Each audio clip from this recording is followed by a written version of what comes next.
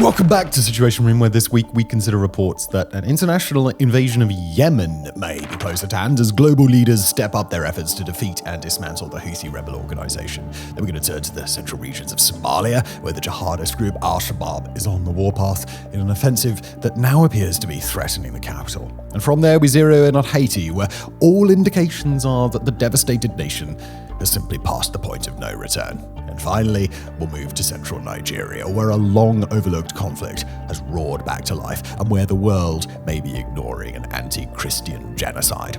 Timestamps are in the description, but to truly understand the scope of what's happening across the world, we recommend you stick around to watch the whole thing.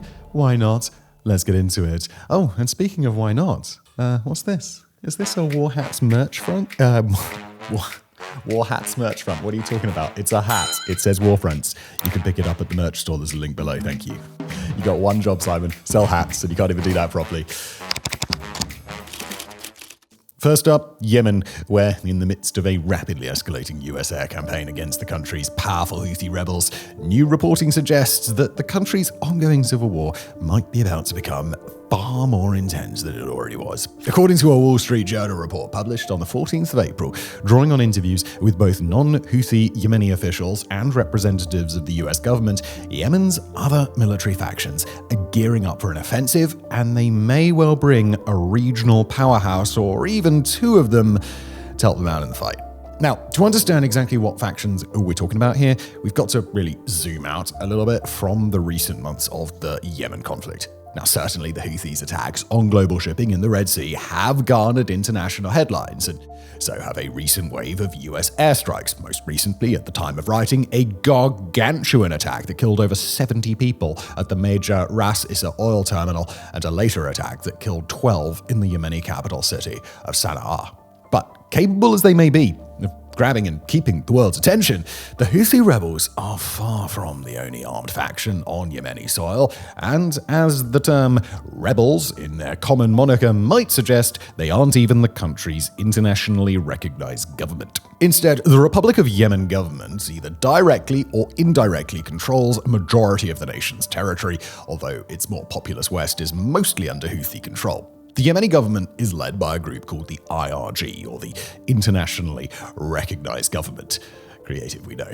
Based in the port city of Aden, which it shares with an organization that it considers an ally for now, the Southern Transitional Council. A separatist organization that wants ultimately to split off from the rest of Yemen, the Southern Transitional Council is a relatively strong force fighting alongside the battered Yemeni armed forces.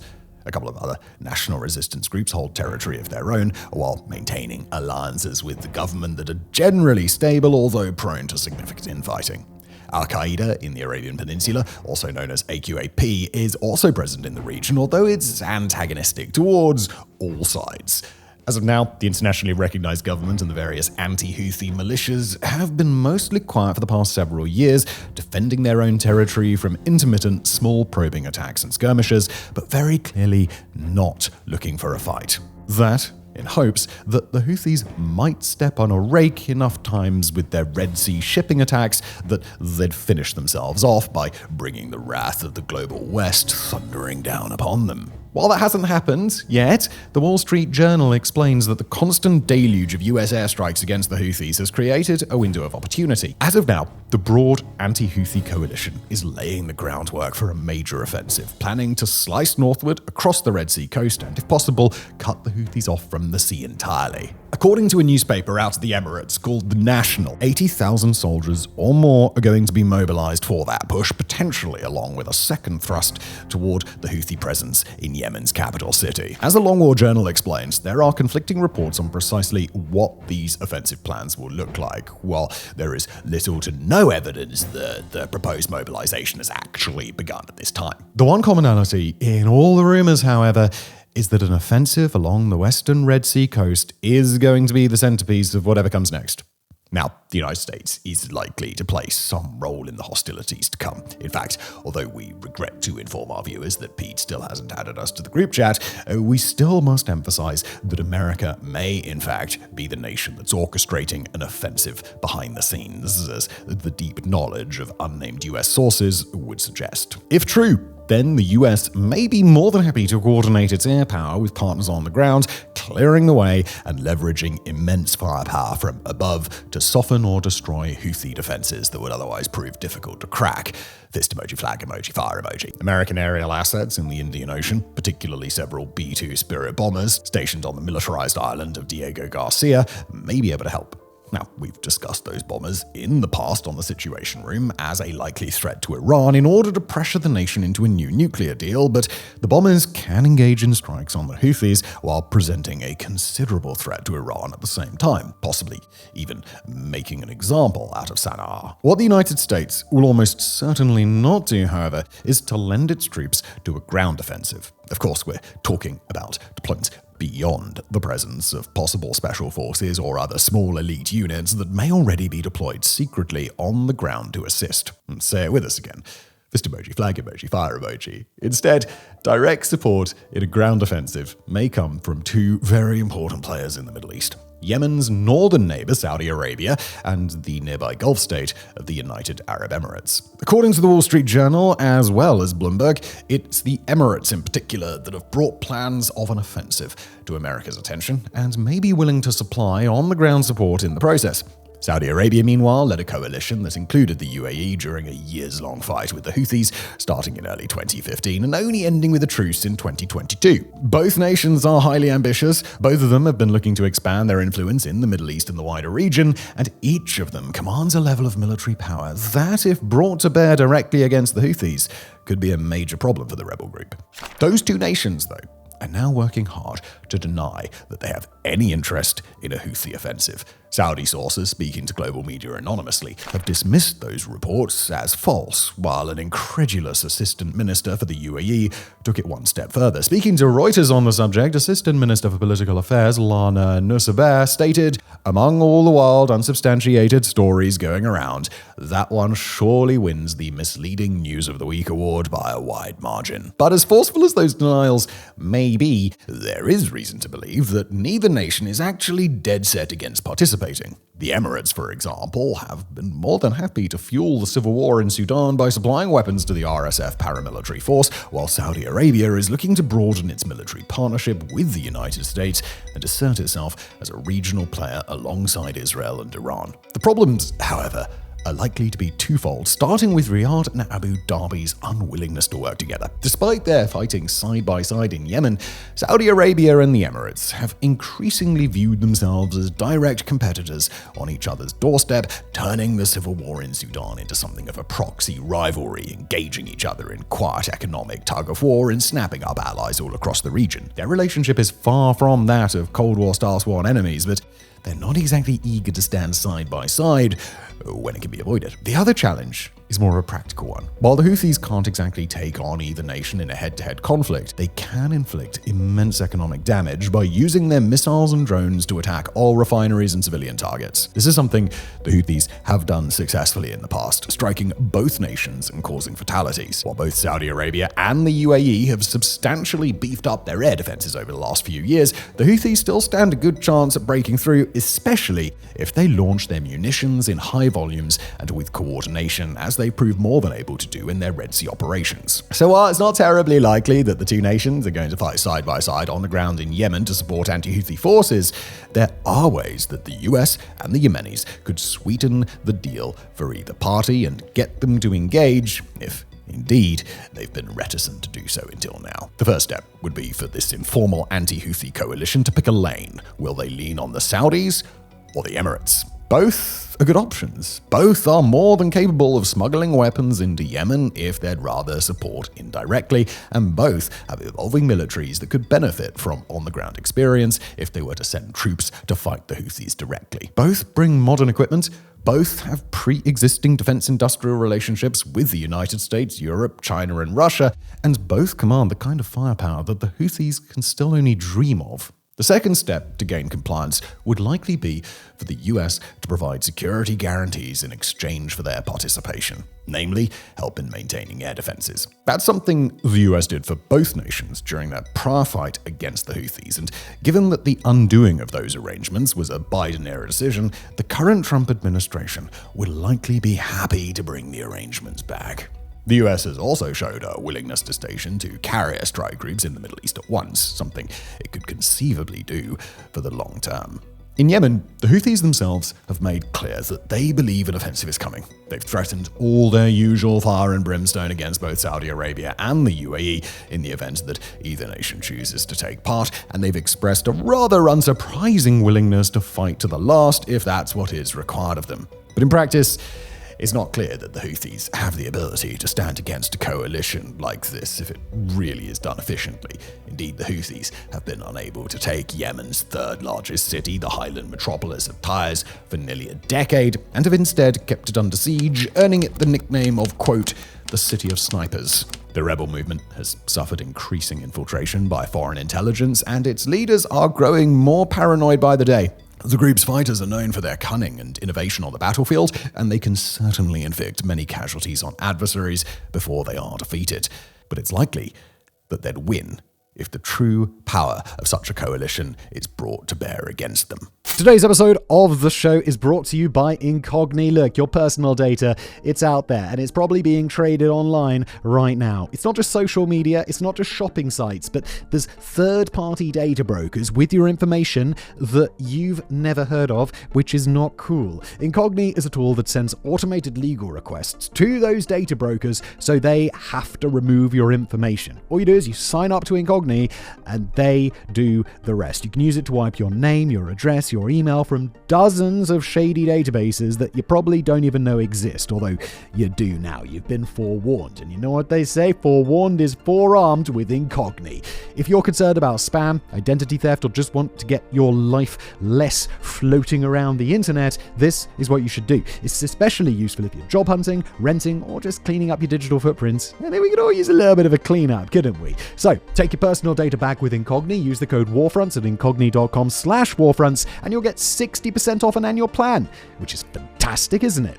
And now back to today's episode. Next up, we turn to the central regions of Somalia, where the jihadist organization Al-Shabaab is on the warpath. The offensive that Al-Shabaab is carrying on today is the same one that we've talked about on the Situation Room before, after it kicked off early in February of this year. But now the offensive has proven to be more potent than we or the rest of the world had believed it to be when it first began. It's known as the Shabelle Offensive, primarily contested in the regions of Middle Shabelle and Lower Shabelle on Somalia's central seacoast, as well as the inland Hiran region nearby. Its intent, judging by both the statements and actions of its leaders and the map of military progress so far, is an ambitious one: to recapture lands that have been under Al-Shabaab's control prior to a 2022 offensive by the Somali government and the African Union, and to go a step further, encircling the Somali capital of Mogadishu. After a series of coordinated assaults kicked off the offensive nearly 3 months ago, Al-Shabaab has claimed a rapid sequence of victories, including in a district capital known as Balad. But back then, the offensive was expected to be both a fight against the Somali federal government and a race against time. Al-Shabaab was up against a hard deadline, or so it appeared. The rainy season starts in early April, and typically the rainy season signals a pause on most fighting across most of Somalia, because in this particular nation, the rainy season is also the mud season, and movement becomes far more difficult for all parties involved. This year, however, a combination of a poor rainy season and Al-Shabaab's surprising ability to fight through it more efficiently have combined to cause a massive problem for Mogadishu. The reprieve that government forces had been hoping for is absent, and as we write this episode, well into the back half of April, a weather forecast for Mogadishu suggests that the rains are not coming, at least for the first week of May. With no easy way to draw down the fighting, Somalia's federal forces have taken a beating from Al-Shabaab, despite their own occasional counterattacks and air support coming by way of foreign powers. Al-Shabaab is strong in this part of Somalia, leveraging thousands of fighters in asymmetric, sporadic attacks all across the nation's central regions. Al-Shabaab, like other landlocked jihadist groups, is known for its ability to travel light, rely on small arms in a guerrilla style of warfare, and leverage incredible brutality against both government forces and civilians when it wants to achieve an objective. Meanwhile, the Somali military is a sluggish, undertrained, undermotivated organization with the majority of its regular troops typically unwilling to engage in hard battle unless absolutely unavoidable. Its own light-footed elite operatives, smaller bands of special forces soldiers, formidable in a fight, but they're at their best when setting a pace and coordinating attacks on offense, and they lack the number to be able to effectively defend more than a few targets at once. When Al-Shabaab is on the defensive and the majority of the Somali military only needs to park itself on claimed territory, Somalia can be relatively effective against them. But when Al-Shabaab has the momentum to attack at scale, Somali federal forces tend to be at their worst. Not only that, but Al-Shabaab knows how to run a complex offensive, interweaving multiple pronged attacks, rapid encirclements, tactical withdrawals and re-engagements, and distracting attacks elsewhere to keep its adversary off its game. Take, for example, Al-Shabaab's siege of the Cairo Hotel, a popular destination where the Somali military was working with clan leaders to coordinate offensives. Using just 6 attackers and a car bomb, Al-Shabaab was able to create a 24-hour siege in an area that was supposed to be safe, paralyzing government forces in the process. Or take the recent assassination attempt on Somalia's president just a few days later in mid-March, when a roadside bombing killed 10 people and nearly claimed the president's life. That attack, too, came in an area where Al-Shabaab wasn't supposed to be able to reach, in a heavily patrolled area near the presidential complex. Just a day after that, Al-Shabaab was able to launch mortars at a major international airport and the headquarters of a UN security mission. A week or two after that, Al-Shabaab was able to shell the presidential complex directly, and on the same day, they got a vital commander of the Somali National Army and assassinated him. Each attack of that kind forces Mogadishu to split its attention even further and creates an environment of chaos that Al-Shabaab is practically made to exploit. With the insurgency running circles around the military and nipping at its heels, Somali soldiers have been deserting at higher and higher rates as a pervasive culture of fear has sent morale into the toilet. Most recently, as of the time of writing, Al-Shabaab has been able to capture critical areas in central Somalia that, according to the Institute for the Study of War, quote, set conditions for the group to re-establish support zones there and connect them to its center of gravity in southern Somalia for the first time since 2022. That is to say, for the first time in years, Al-Shabaab has been able to establish a continual zone of control from its power base to the areas where it's fighting now. In particular, Al-Shabaab managed to capture 2 very important villages, Abore and Biro Yabal, and then hold them despite attempts by the Somali military to counterattack. Those 2 villages have been the site of several prior battles, because for Al-Shabaab, they both allow the group to create that continuous zone of control that we mentioned and open up the roads that will take them straight to Mogadishu.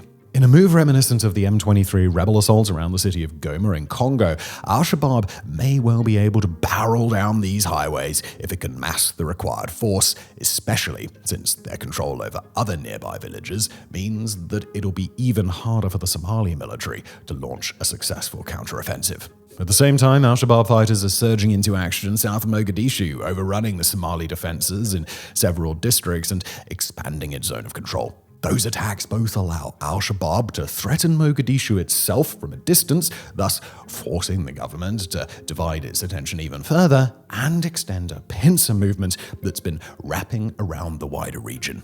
The Somali military does have forces holding out elsewhere in central Somalia, but those forces have been increasingly cut off from support as Al-Shabaab takes over the surrounding villages, encircles them, and establishes its own checkpoints to strangle the flow of munitions and reinforcements. As the group isolates those holdout areas, it's able to re-establish a thick network of support in central Somalia, strengthening it even further and making it more able to ready a major assault on what appears to be Al-Shabaab's ultimate target, Mogadishu itself. Internationally, the forces in support of Somalia have been unable to help to the degree that's needed. Airstrikes coming predominantly by way of Ethiopia are simply not enough to respond effectively to Al-Shabaab, and given just how decentralized Al-Shabaab's forces are right now, it's not clear that Ethiopia or other nations' air power can even track the right targets long enough to hit them. Forces sent by the African Union have played mostly a support role and have garnered their own bad reputation for extrajudicial killings and widespread sexual assaults, while airstrikes by the United States are just insufficient.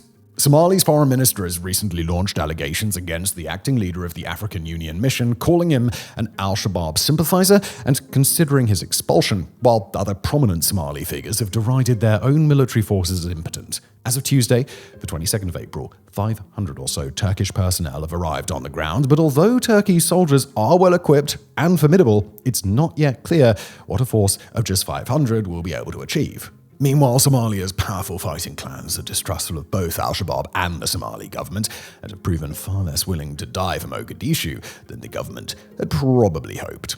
Day by day, the Somali armed forces do still notch their own victories, frequently fighting alongside whichever clans are willing to stick their necks out to protect the area near their own territory.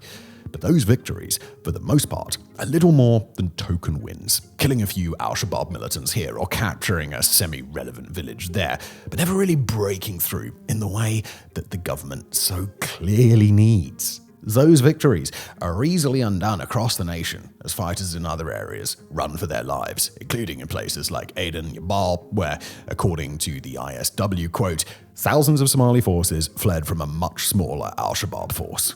Give it a few more weeks, a month or two at best, and all of Somalia's gains in its US-backed 2022 offensive will be undone. Maybe Al-Shabaab will have gained control of a perimeter of cities and towns encircling Mogadishu, too powerful in those areas for federal forces elsewhere in the country to risk trying to break through.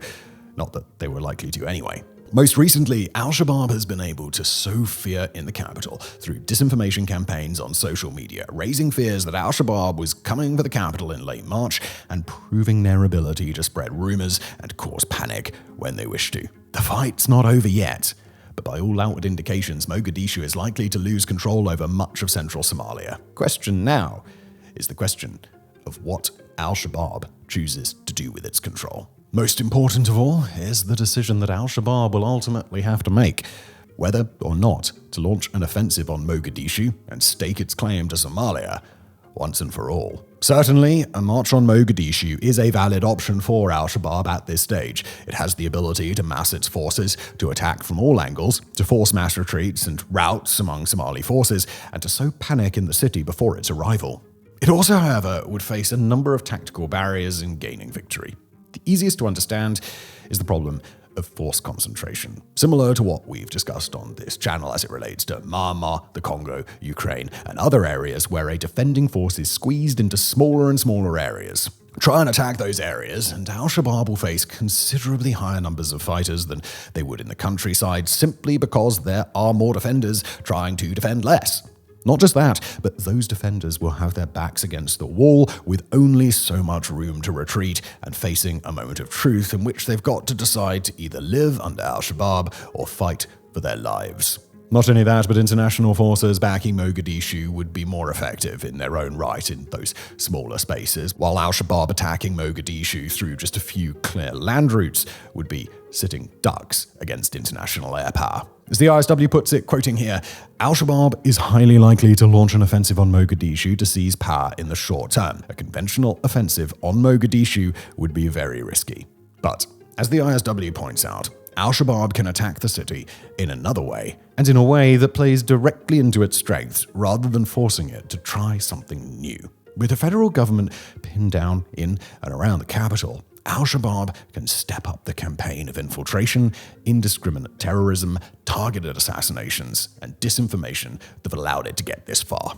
The organization can sneak into Mogadishu from all sides. It can leverage suicide bombers and vehicle bombs at will. It can close in on the capital bit by bit, and it can create chaos, pain, and real wartime fatigue among both the fighting and the civilian populations.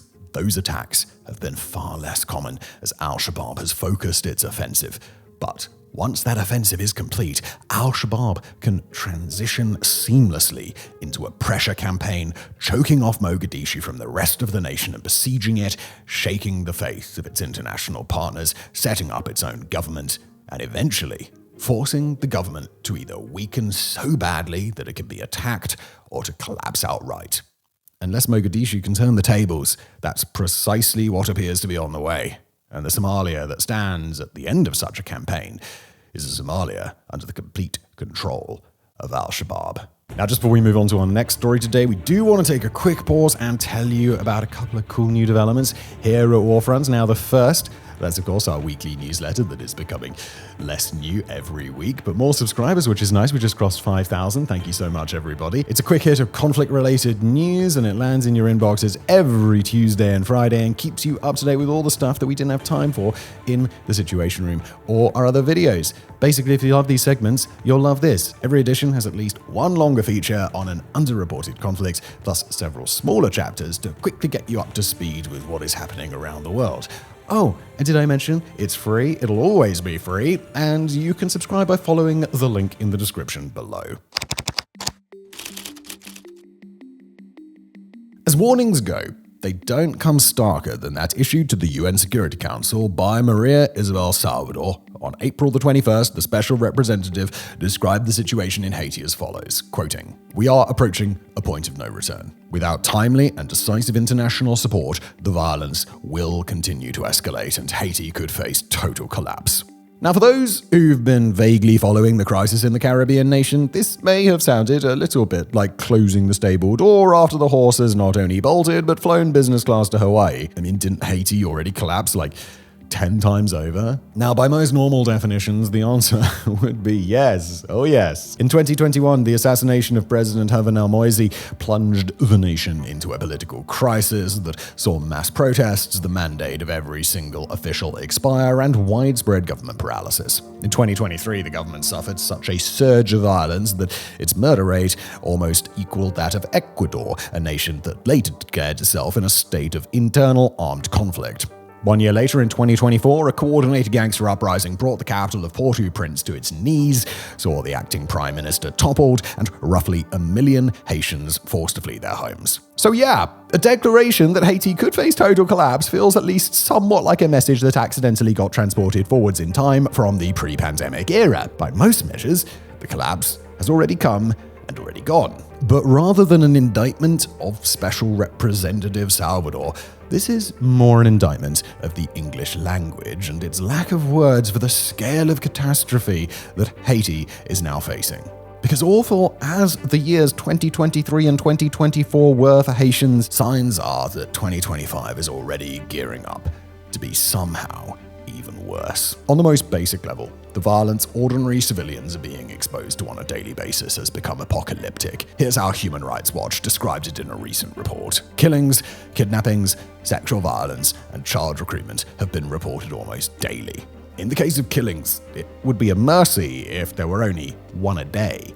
By the end of March, 90 days into this year, the UN had already recorded some 2,660 homicides, a spike of over 41% against the end of 2024. Now, if that sounds a little abstract for your taste, try this comparison. The US state of Georgia has a similar population to Haiti. Over the whole of 2022, the last year the CDC has data for, the Peach State recorded 1,223 murders. Haiti has more than doubled that total in 90 days.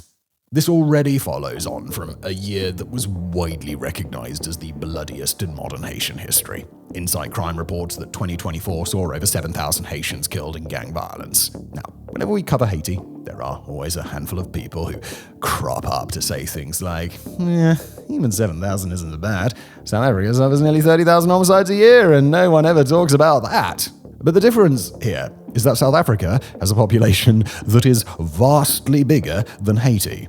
Hence why most crime statistics compare not overall murders, but the number of homicides per 100,000 people. By this metric, South Africa saw 42 murders per 100,000 across 2024, one of the highest homicide rates in the world.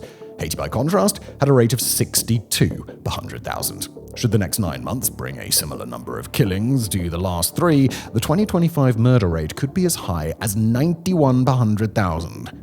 And these are eye-watering numbers, the sort usually associated with Venezuela at its absolute nadir last decade. Nor do they even come close to capturing the whole story. Because Haiti's gangs don't just kill, they practice a form of sexual violence comparable only to the world's worst war zones.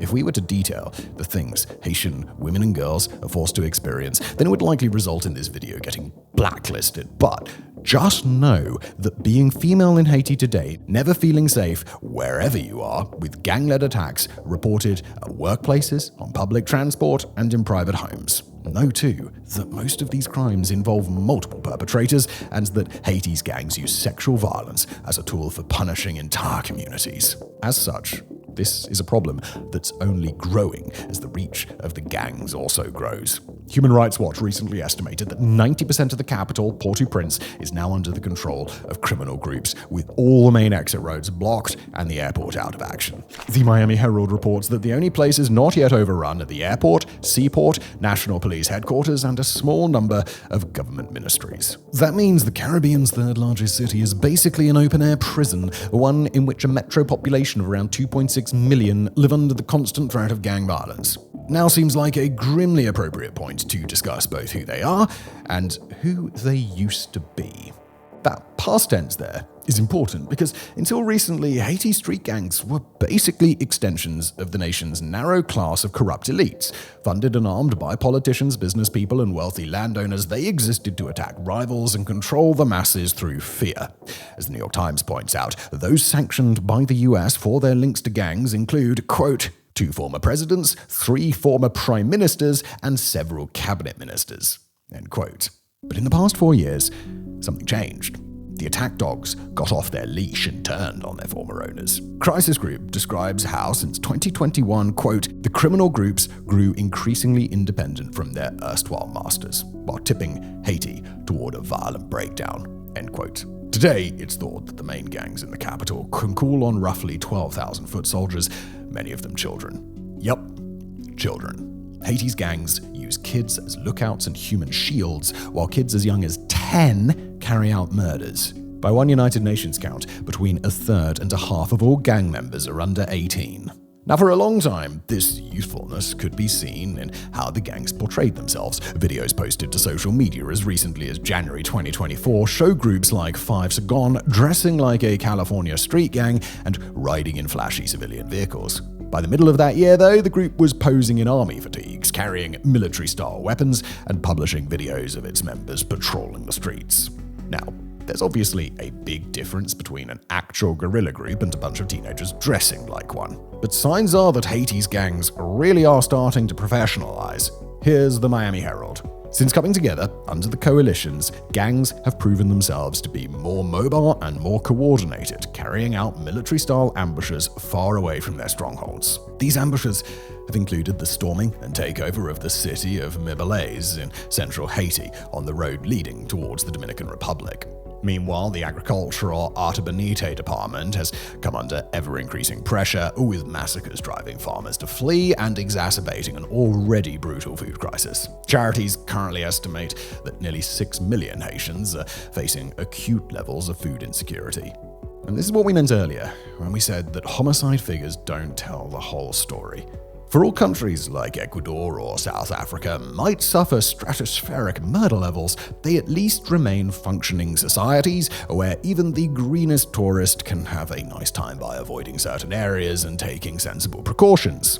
Haiti, though, is a nation in freefall. 14 of the nation's 21 prisons have been sacked and destroyed by the gangs, freeing thousands of inmates. Hospitals, schools, and orphanages have been burned to the ground. Electrical plants, fuel storage facilities, air traffic control sites, and even fiber optic cables are targeted for destruction. Go to Haiti as a tourist, and the best you can likely hope for is an exciting new career as a professional hostage. If you're anything like us, you might be wondering why. Why have things collapsed to the point where even the blood-soaked year of 2024 is starting to look like the calm before the storm? A large part of the blame needs to be laid at the feet of Haiti's own elites, whose ability to squabble over deck chairs on their national Titanic is truly unparalleled. After the gang coalition, Viv Ansanam rose and overthrew the government of acting Prime Minister Ariel Henry in spring of 2024, the United States and regional grouping CARICOM helped install a 9-member transitional presidential council to see Haiti through its political crisis. The council's task was simple: work with the Kenyan-led Multinational Security Support Mission, or MSS, to reduce gang violence, all while preparing for new elections in 2026. Instead, the council did what Haiti's elites do best. They fought amongst themselves for the remaining spoils of their disintegrating country. 3 members have been charged with corruption, but refused to resign or cooperate with the police. The entire council also spent the first precious months fighting to have the new interim prime minister removed, and the majority of councillors have since fallen out with the segments of society that they are meant to represent. The parties and businesses that backed them are now worried that they're getting too powerful. The assessment likely isn't wrong. When ordinary Haitians took to the streets in early April to protest against corruption on the council, the government declared a state of emergency. But while a big part of the current meltdown, Haiti's elites aren't solely responsible for the misery being inflicted on society. There are at least 2 other factors that have made 2025 into such a year from hell. One is the impotence of the United Nations. After authorizing the Kenyan-led MSS in 2023, it failed to adequately fund it, instead relying on a coalition of the willing that included the US, Canada, Spain, and Haiti's former colonial overlord, France. But while the US did assign hundreds of millions of dollars to the police intervention, it was never enough. Today, the Kenyan officers are lacking basic things like night vision goggles and spare parts for their armored vehicles. The full deployment of 2,500 men never materialized, with barely 1,000 officers now holed up at the airport. The incredible part is that everyone recognizes this deployment is inadequate. The UN Secretary General wrote to the Security Council back in February, basically begging them to boost the MSS or authorize the deployment of peacekeepers. But the Security Council is paralyzed by such animosity between China and America on one hand and Russia and France and Britain on the other, so it never gets anything done. The second major problem Haiti has been hit with this year is the gutting of US aid. Prior to Elon Musk revving up his chainsaw, the country was one of the most dependent on American aid anywhere in the world. About 40% of primary healthcare for Haitians was funded by Washington, as were food and education programs. Now, look, we're not gonna debate here as to whether those programs were value for money. I'm not American, I don't pay taxes in America, it's not really my call. But we also can't pretend it didn't have an impact. When funding was suspended in March, nearly 1 million Haitians relied on food funded by USAID. Early analysis by the IPC suggests the suspension has pushed an additional 300,000 people towards crisis levels of food insecurity. Taken all together then, it's clear that multiple factors have led Haiti towards a whole new precipice. And if recent history is any guide, it seems likely that the nation will soon tumble over the edge. What that will look like? Well, France Duval of the Haitian newspaper Le Noveliste warned back in March that it might involve the gang seizing full control of the capital, including government buildings, something he compared to the fall of Kabul to the Taliban. Or it might go even further. Since mid-April, there have been rumors circulating that the gangs are planning to overthrow the transitional council and install their own government.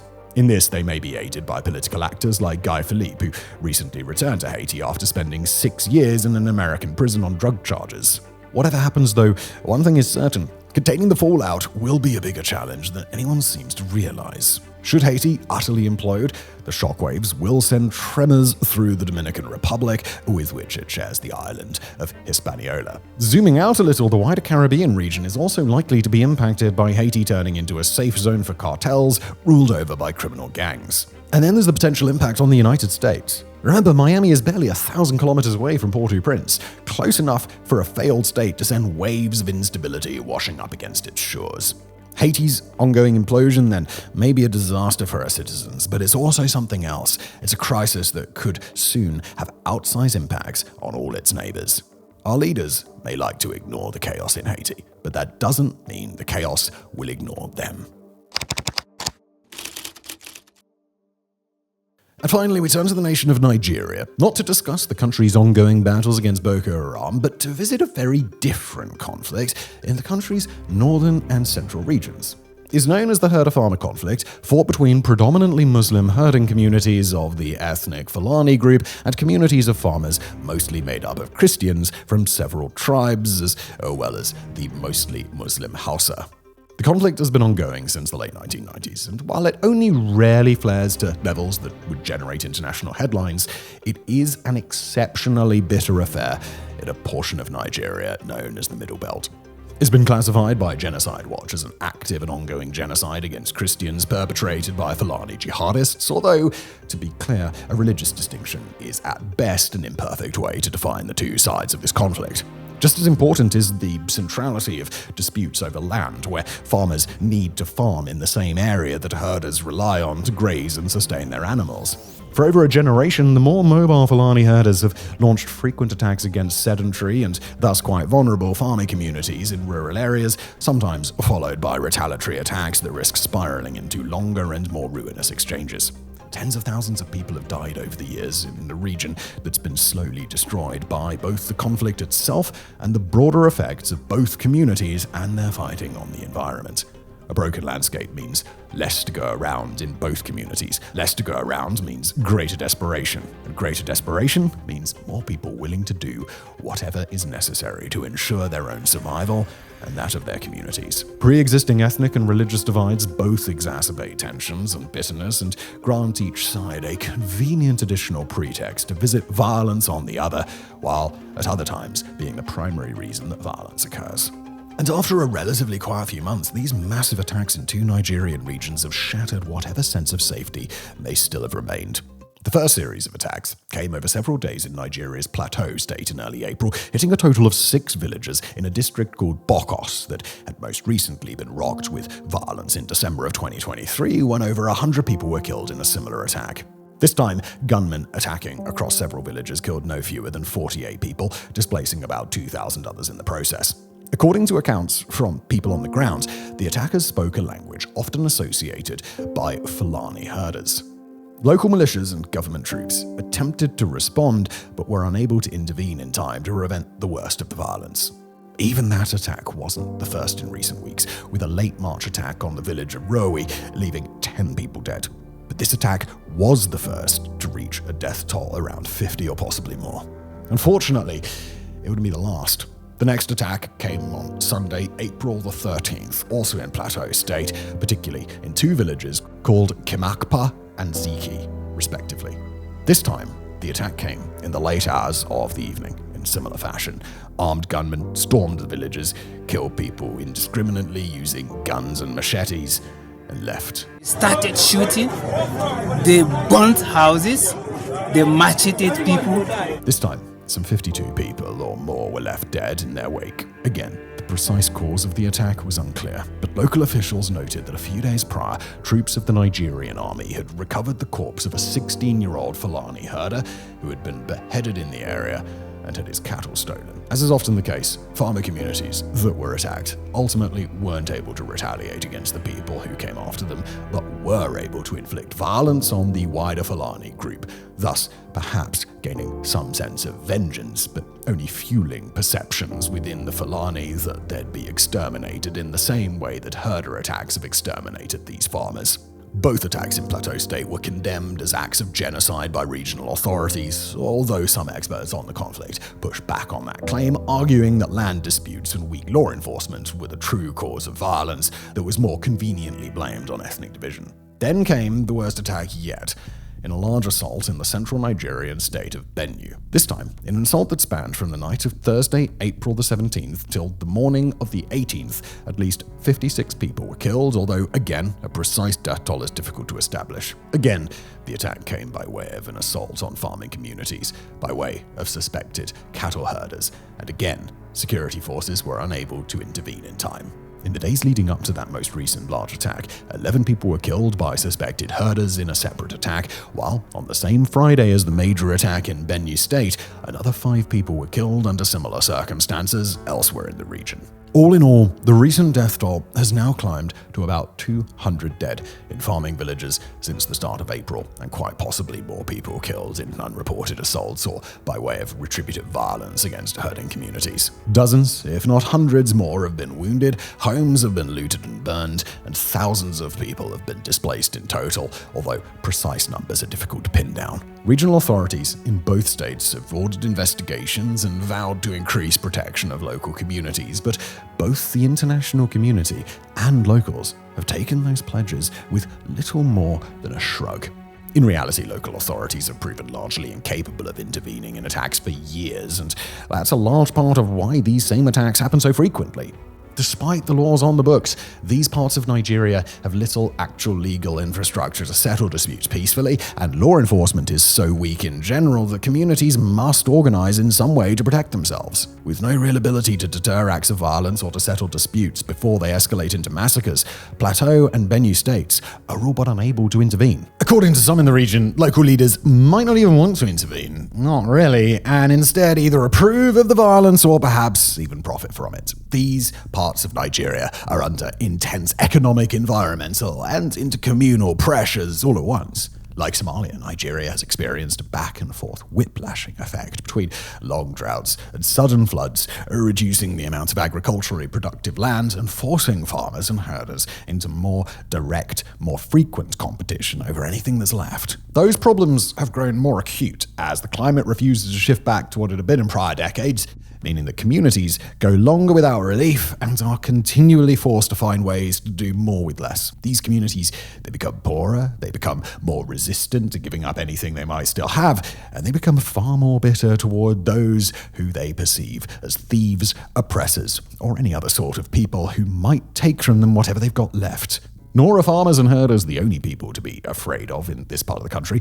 Boko Haram maintains a limited presence there, and bandits are known to commit all sorts of sporadic attacks. Security forces are no better, often carrying out brutal abuses and even airstrikes against civilians for reasons that are often quite opaque. Nor do Nigeria's security forces appear to be able to intervene anytime soon. Of course, there's the overarching reality that they've been either unwilling or unable to intervene thus far, either by responding to these recent massacres directly or by taking long-term action to station reliable, trusted forces who can keep the peace. They're distrusted by both farmers and herders for various reasons, and local leaders are often resistant to Nigeria's federal leadership, sending their own enforcers to lay down the law. At the same time, the Nigerian military is under pressure across the nation. The Islamic State West Africa Province branch of jihadists recently claimed credit for a whole wave of attacks on both Nigerian security forces and Christian civilians in the country's northeast, including attacks on both villages and military barracks. Boko Haram remains quite active across the country and has recently seen more and more of its fighters migrate back to Nigerian soil after brutal crackdowns in neighboring Chad. Nigeria has pledged massive increases in defense spending to deal with the problem, but those promises, too, have drawn mostly skepticism in a nation where corruption is widespread and much of that money will probably be siphoned off into the pockets of government officials. Without any real hope of outside intervention, these recent attacks in central Nigeria may only be the start of what's to come. We certainly hope, of course, that this isn't the case, and that whatever these apparent herding communities wanted to achieve with their attacks, they might at least feel as if they've been sated so that further killing is averted. But both these armed herders' ability to attack with impunity and the bitter anger and hunger for retaliation from farming communities would suggest that the violence is more likely to continue than to stop. Unfortunately, given the tempo of recent attacks, there are likely to have been more assaults by the time this episode is released. With a bit of luck, we'll be wrong about that. But central Nigeria appears very short on luck right now, and that doesn't seem likely to change. Thank you for watching.